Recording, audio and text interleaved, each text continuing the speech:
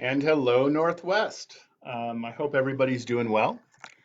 It was a pretty cold morning today, wasn't it? I went running and it was like 38 degrees. And the ducks that were running ahead of me seemed to be fine, but I was a little cold. Um, so it was good not to be at that bus stop. So this morning we have been registering the incoming sixth graders through Zoom meetings, which has been well, it's good to think about next year because next year is going to come. We're all going to be back in school. Hopefully, we'll be back in school this year, but we're thinking about the future always. And I hope everybody is doing well. Um, so, yesterday, we had begun chapter 10 of Sea of Monsters, and they escaped from Luke and certain death, and Tyson was to the rescue. And they managed to get to the shore. And Annabeth brought them to a place, a hidey hole, where Annabeth and Thalia and Luke, in different days, had put some stuff just in case they had to go on the run. And Percy suggested to Tyson that Tyson go and find some donuts. And they're in the middle of the swamp. And somehow Tyson was able to do that. He was able to find a monster donut shop. And donuts sound good to me. So we're going to start. I'm going to, of course, as you expect, break open the Coke Zero. Don't drink Coke Zero. It's not good for you. And we're going to start. This is bad, Annabeth muttered. We were crouching behind a tree, staring at the donut shop in the middle of the woods. It looked brand new, with brightly lit windows, a parking area, and a little road leading off into the forest. But there was nothing else around, and no cars parked in the lot. We could see one employee reading a magazine behind the cash register. That was it. On the store's marquee, in huge black letters that even I could read, it said, Monster Donut. A cartoon ogre was taking a bite out of the O in Monster. The place smelled good, like fresh baked chocolate donuts. That shouldn't be here, Annabeth whispered. It's wrong. What? I said. It's a donut shop. Shh! Why are we whispering? Tyson went in and bought a dozen. Nothing happened to him. He's a monster. Why? Come on, Annabeth. Monster Donut doesn't mean monsters. It's a chain. We've got them in New York. A chain, she agreed. And don't you think it's strange that one appeared immediately after you told Tyson to get donuts? Right here in the middle of the woods? I thought about it. It did seem a little weird. But I mean, donut shops weren't real high on my list of sinister forces. It could be a nest, Annabeth explained. Tyson whimpered. I doubt he understood what Annabeth was saying any better than I did, but her tone was making him nervous. He plowed through half a dozen donuts from his box and was getting powdered sugar all over his face. A nest for what? Haven't you ever wondered how franchise stores pop up so fast? One day there's nothing, and then the next day, boom, there's a new burger place and a coffee shop or whatever. First a single store, then two, then four, exact replicas spreading across the country? Uh, no, never thought about it. Percy, some of the chains multiply so fast because all their locations are magically linked to the life force of a monster. Some children of Hermes figured out how to do it back in the 1950s. They breed, she froze. What? I demanded. They breed what? No sudden moves, Annabeth said like her life depended on it. Very slowly turn around. Then I heard it, a scraping noise like something large dragging its belly through the leaves. I turned and saw a rhino-sized thing moving through the shadows of the trees. It was hissing, its front half writhing in all different directions. I couldn't understand what I was seeing at first. Then I realized the thing had multiple necks, at least 7, each topped with a hissing reptilian head. Its skin was leathery, and under each neck it wore a plastic bib that read, I'm a monster donut kid. I took out my ballpoint pen, but Annabeth locked eyes with me, a silent warning. Not yet. I understood. A lot of monsters have terrible eyesight. It was possible the Hydra might pass us by, but if I uncapped my sword now, the bronze glow would certainly get its attention. We waited. The Hydra was only a few feet away. It seemed to be sniffing the ground and the trees like it was hunting for something. Then I noticed that two of the heads were ripping apart a piece of yellow canvas. One of our duffel bags. The thing had already been to our campsite. It was following our scent. My heart pounded. I'd seen a stuffed hydra head trophy at camp before, but that did nothing to prepare me for the real thing. Each head was diamond-shaped, like a rattlesnake's, but the mouth was lined with jagged rows of shark-like teeth. Tyson was trembling. He stepped back and accidentally snapped a twig. Immediately, all 7 heads turned towards us and hissed. "Scatter!" Annabeth yelled. She dove to the right. I rolled to the left. One of the hydra heads spat an arc of green liquid that shot past my shoulder and splashed against an elm. The trunk smoked and began to disintegrate. The whole tree toppled straight towards Tyson, who still hadn't moved, petrified by the monster that was now right in front of him. "Tyson!" I tackled him with all my might, knocking him aside just as the hydra lunged and the tree crashed on top of 2 of its heads. The hydra stumbled backwards, yanking its heads free, then wailing in outrage at the fallen tree. All 7 heads shot acid, and the elm melted into a steaming pool of muck. "Move!" I told Tyson. I ran to one side and uncapped Riptide, hoping to draw the monster's attention. It worked. The sight of celestial bronze is hateful to most monsters.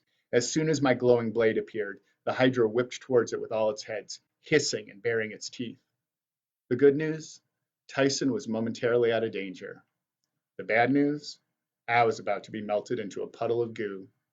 One of the heads snapped at me experimentally. Without thinking, I swung my sword. "No!" Annabeth yelled. Too late. I sliced the hydra's head clean off. It rolled away into the grass, leaving a flailing stump, which immediately stopped bleeding and began to swell like a balloon.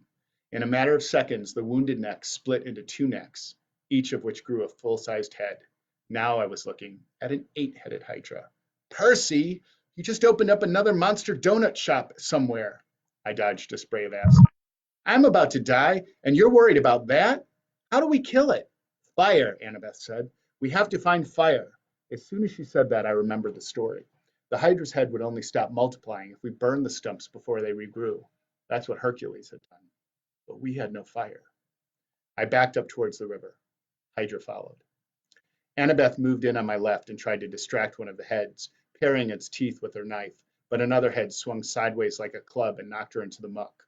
"No hitting my friends!" Tyson charged in, putting himself between the hydra and Annabeth. As Annabeth got to her feet, Tyson started smashing at the monster heads with his fast fists, so fast it reminded me of the whack-a-mole game at the arcade. But even Tyson couldn't fend off the hydra forever. We kept inching backward, dodging acid splashes and deflecting snapping heads without cutting them off. But I knew we were only postponing our deaths. Eventually we would make a mistake, and the thing would kill us. Then I heard a strange sound, a chug chug chug, that at first I thought was my heartbeat. It was so powerful it made the riverbank shake. "What's that noise?" Annabeth shouted, keeping her eyes on the hydra. "Steam engine," Tyson said. "What?" I ducked as the hydra spat acid over my head. Then from the river behind us, a familiar female voice shouted, "There, prepare the 32-pounder." I didn't dare look away from the hydra, but if that was who I thought it was behind us, I figured we now had enemies on 2 fronts.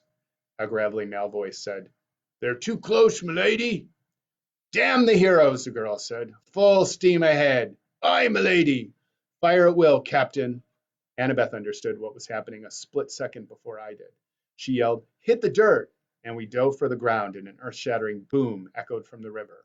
There was a flash of light, a column of smoke, and the hydra exploded right in front of us, showering us with nasty green slime that vaporized as soon as we hit, the way monster guts tend to do. "Gross!" screamed Annabeth. "Steamship!" yelled Tyson. I stood coughing from the cloud of gunpowder smoke that was rolling across the banks. Chugging towards us down the river was the strangest ship I'd ever seen. It rode low in the water like a submarine, its deck plated with iron. In the middle was a trapezoid-shaped casemate with slats on either side for cannons. A flag waved from the top, a wild boar and spear on a blood-red field. Lining the deck were zombies in gray uniforms, dead soldiers with shimmering faces that only partially covered their skulls, like the ghouls I'd seen in the underworld guarding Hades' palace. The ship was an ironclad, a Civil War battle cruiser. I could just make out the name along the prow in moss-covered letters. CSS Birmingham. And standing next to the smoking cannon that had almost killed us, wearing Greek battle armor, was Clarice. Losers, she sneered. But I suppose I have to rescue you. Come aboard. Chapter 11. Clarice blows up everything. You are in so much trouble, Clarice said. We just finished a ship tour we didn't want, through dark rooms overcrowded with dead soldiers. We'd seen the coal bunker, the boilers and engine, which huffed and groaned like it would explode any minute. We'd seen the pilot house and the powder magazine and gunnery deck, Clarice's favorite, with two Dahlgren smoothbore cannons on the port and starboard sides and a Brook 9-inch rifled gun fore and aft, all specially refitted to fire celestial bronze cannonballs. Everywhere we went, dead Confederate soldiers stared at us, their ghostly bearded faces shimmering over their skulls. They approved of Annabeth because she told them she was from Virginia. They were interested in me too because my name was Jackson, like the Southern general, but then I ruined it by telling them I was from New York. They all hissed and muttered curses about Yankees. Tyson was terrified of them. All through the tour, he insisted Annabeth hold his hand, which she didn't look too thrilled about. Finally, we were escorted to dinner.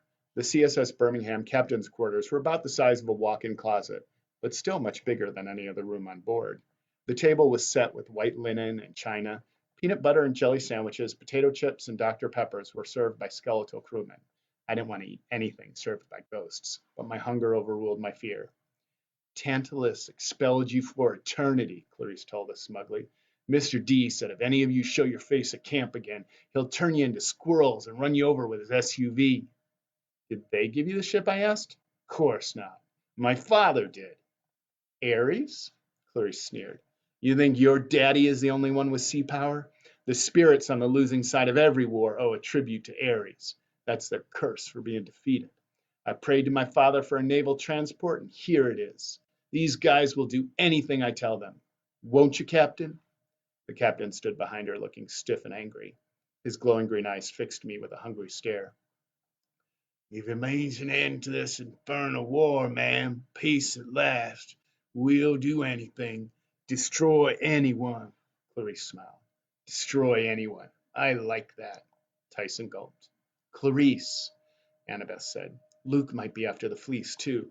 We saw him. He's got the coordinates and he's heading south. He has a cruise ship full of monsters. Good. I'll blow him out of the water. You don't understand, Annabeth said. We have to combine forces.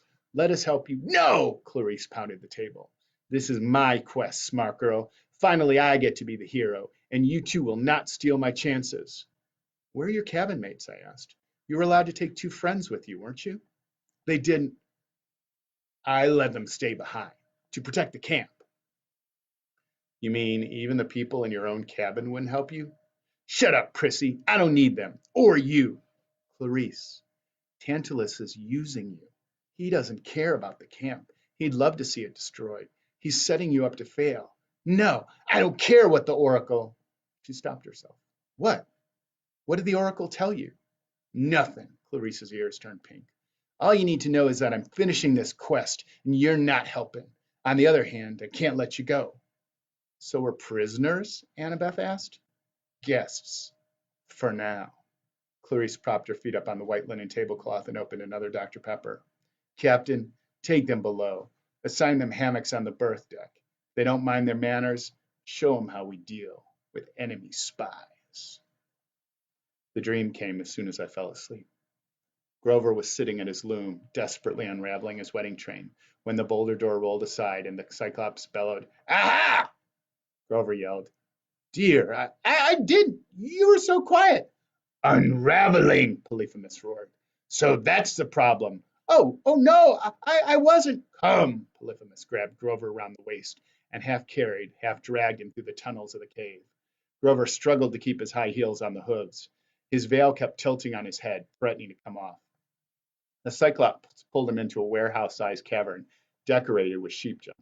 There was a wool-covered lazy-boy recliner and a wool-covered television set, crude bookshelves loaded with sheep collectibles, coffee mugs shaped like sheep faces, plaster figurines of sheep, sheep board games and picture books and action figures. The floor was littered with piles of sheep bones and other bones that didn't look exactly like sheep.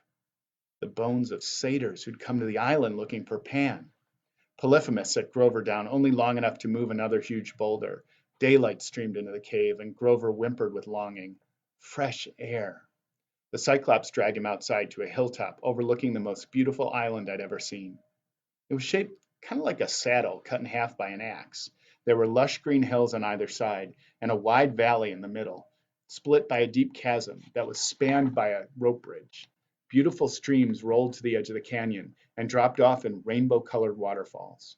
Parrots fluttered in the trees. Pink and purple flowers bloomed on the bushes. Hundreds of sheep grazed in the meadows, their wool glinting strangely like copper and silver coins. And at the center of the island, right next to the rope bridge, was an enormous twisted oak tree with something glittering in its lowest bough. The golden fleece.